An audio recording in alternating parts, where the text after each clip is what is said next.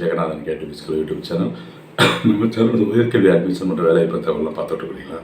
அதில் TANCET and CEETA 2023-24க்கான rank list release பண்ணிட்டாங்க நேற்றுக்கு. ஸோ அதை பற்றின ஒரு ஓவரால் ஒரு அப்டேட் கொடுக்கலாம் அப்படின்னு சொல்லி நிறைய கமெண்ட்ஸ் வந்துட்டு இருக்குது. அதை பற்றி வீடியோவில் பார்ப்போம். இதுவரை நம்ம சேனல் சப்ஸ்கிரைப் பண்ணலாம் பண்ணுவீங்க. இந்த மாதிரி தகவலாம் அவங்க ஷேர் பண்ணுங்கள், லைக் பண்ணுங்கள். மறக்காமல் இந்த ஆல் நோட்டிஃபிகேஷன் பில் பட்டனையும் ஆன் பண்ணி வைங்க. இந்த TANCET 23-24 அந்த அகாடமிக்காக இருக்குது. அப்ளிகேஷன்ஸ் முடிஞ்சு இப்போ ரேங்க் லிஸ்ட் வந்தாச்சு. நெக்ஸ்ட்டு என்ன ப்ராசஸ்னால் கவுன்சிலிங் தான். ஓகேங்களா? இந்த கவுன்சிலிங் எப்போ நடக்கும் அப்படிங்கிற ஷெடியூல் ஏற்கனவே கொடுத்துருக்காங்க. MBA MCA 2, அது இல்லாமல் MTech MARC MPlan இந்த மாதிரி மாஸ்டர் இன்ஜினியரிங் கோர்சஸ்ஸு.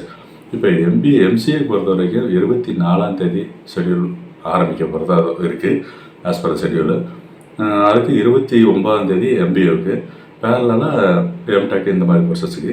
இப்போ ரேங்க் லிஸ்ட்டு மாதிரி ரிலீஸ் ஆனதுனால அது எப்படி என்ன கண்டிஷனில் இருக்கிறோம், எவ்வளோ பேருக்கு ரிலீஸ் ஆகிருக்கு, ஐ மீன் எவ்வளோ பேர் அப்ளை பண்ணியிருந்தாங்க, அவங்களோட கட் ஆஃப் என்ன இருக்குது, அவங்க கட் ஆஃப் பாசிபிலிட்டி எப்படி இருக்கும் அப்படிங்கிற விஷயம்லாம் அடுத்து வர ஒரு ஸ்க்ரீனில் நீங்கள் பார்க்கலாம். டோட்டலாக எவ்வளோ காலேஜஸ் இருக்குது, எவ்வளோ சீட்ஸ் இருக்குது, ஸோ அந்த ரேங்க் ரிலீஸ் பண்ணதில் எவ்வளோ பேர் இருக்காங்க, எவ்வளோ பேர் மீன்ஸ் OC BC MBC இந்த மாதிரி இருக்குது, கம்யூனிட்டி வைஸ் எவ்வளோ பேர் இருக்காங்க அப்படிங்கிற முழு விளக்கங்கள்லாம் இந்த வீடியோவில் பார்க்கலாம். ஸோ இது ஒரு இன்ஃபர்மேஷன் பர்பஸ்க்காக கொடுத்துருக்குறோம். இதை வச்சு உங்களுக்கே ஒரு ஐடியா கிடச்சிரும். ஸோ எந்த காலேஜ் கிடைக்கும், நமக்கு கட் ஆஃப் எப்படி இருக்கும் அந்த காலேஜ் அப்படிங்கிற ஒரு ஐடியா கிடைக்கும் அப்படிங்கிறதுக்காக தான் இந்த இன்ஃபர்மேஷன் இப்போ சொல்கிறோம். ஸோ அந்த அடுத்த ஸ்க்ரீனில் நீங்கள் பாருங்கள். காலேஜஸ் பற்றினது, எவ்வளோ சீட்ஸ் இருக்குன்னு பற்றின விஷயம், கட் ஆஃப் பற்றிலாம் பேசுவோம். இருக்குது. தேங்க்யூ. இந்த TANCET CEETA எக்ஸாம் எழுதியிருக்கோம், ரிசல்ட் வந்துருக்குது. இப்போ அதை பற்றின டீட்டெயிலாம் பேசிகிட்டு இருக்கோம் இந்த வீடியோவில்.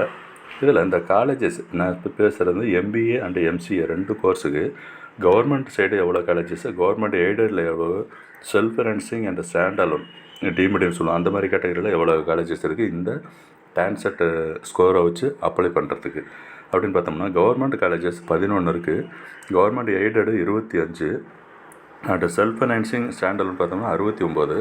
ஆக மொத்தம் 105 காலேஜஸுக்கு இந்த TANCET அக்செப்டன்ஸ் ஸ்கோர் போயிட்டுருக்கு. இது ஆல் ஓவர் தமிழ்நாடு தான், ஜஸ்ட்டு ஒரு ரீஜன் கிடையாது.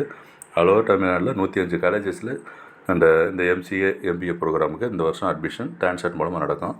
MBAவில் எவ்வளோ சீட் அப்படின்னு சொன்னால் 6664 சீட் இருக்குது.